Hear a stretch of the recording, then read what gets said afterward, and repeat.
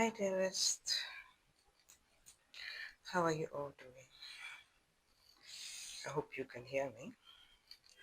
Okay, so today I'm going to be molding the base, and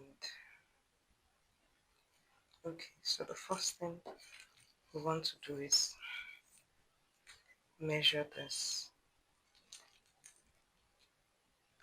It's 7.5. I add 2 to it to make it 9.5. So I'm going to be cutting this into 9.5. This is called window cinnamon. Okay, so I'm going to be cutting 9.5 by 9.5.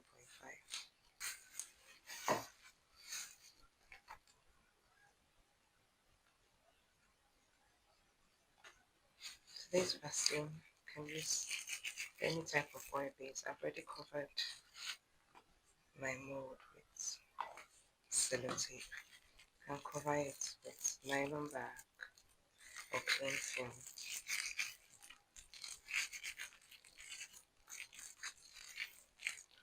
This is to enable it to come out easily. That's why I'm using the vaseline.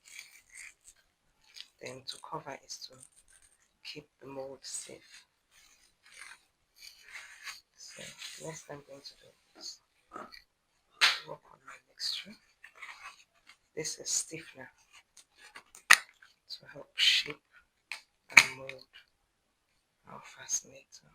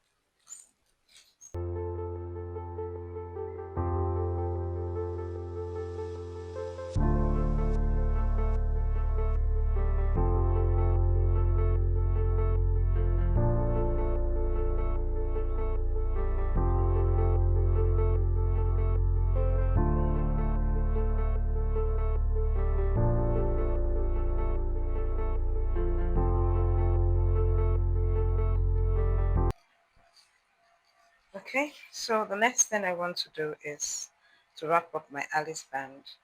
Now this Alice band is, I think this should be 1.2 inch. I'm looking for, okay. Sorry, I went out, so that's why you can see a change of cloth. So this 1 inch. Normally you measure the Alice band from the, what do you call it, the widest width to know which one it is. So this is the 1 inch width Alice band. So, and this is our velvet bias. That's what I call it. What do you call it? Do let me know in the comment section below. Sometimes I give names to the things. It might not be the names that it's been called. But this is 1 inch velvet. So I'm going to be wrapping it up with this.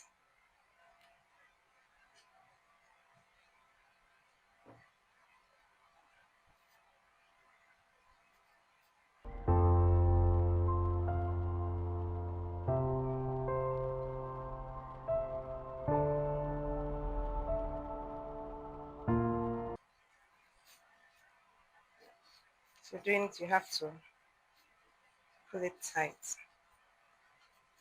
Okay. In this place, I'm going to put like this, and then so that it closes up. Okay.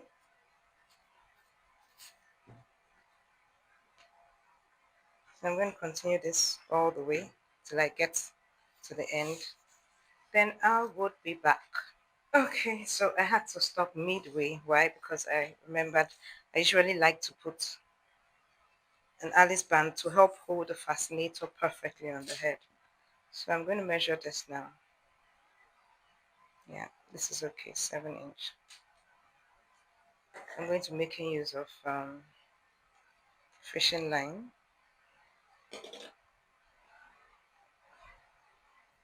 Okay, so for this one, I will just really try and press it inside to work on it.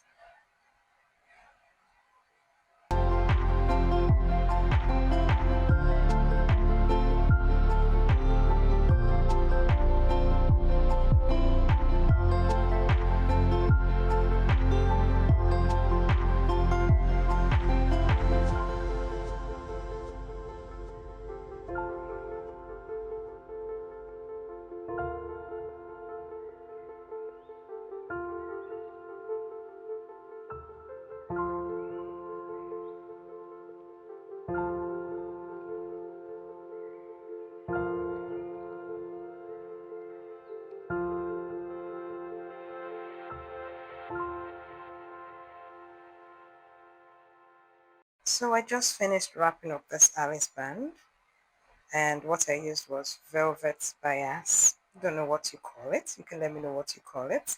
This is how it looks. Okay, I call it velvet bias, and this is 7 inch elastic band, and I used 1.5 yards to wrap it up.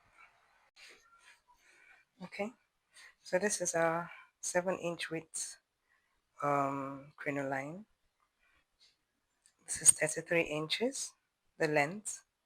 I have 33 inches of my hat wire, 1.2 gauge, and then I have this bias that I'm going to use at the edges. So this is what I'm going to use to form the spiral. You already know how to do the spiral. Just in case you don't know how to do that, I would drop a link in the description below on how you can get that done, because I've already done that previously. So it's dry, but just in case it's not dry, I want to remove it before I continue with this. So of course, you look for scissors or plier or whatever, and just uproot it like so. Sometimes some may not come out, like this one didn't come out fully, so I grab it and it comes out. So I'm going to do that all the way around and take it out from this. You already know how to do that. And put it under the sun so it dries fully, just in case underneath is not fully dry. Then I would make the spiral and be back. Okay, so I've put the hat wire inside. I know that you can see the hat wire. So if you see the hat wire, I wrapped it up with the with this bias so that covers it up because this is see-through. Although finally I decided, because if you remember, the edges of these things were kind of not so, what do you call it? The edges had some slight issues because it's window cinnamon, and that's what I have. So this is what I'm going to be doing, which will give it a new look. I'm going to be gluing this all around, but it's going to have this on top like this. So that's going to take care of the issues on the edges. So you can see sometimes, in fact most times, what turns out into a unique design actually came out from a challenge. If you can see here, it's broken. So I'm going to do like this, little, then go down. And I'm going to use pegs to hold it down. So just slightly on top like that. And I'm going to do it all the way around. Then I'll be back.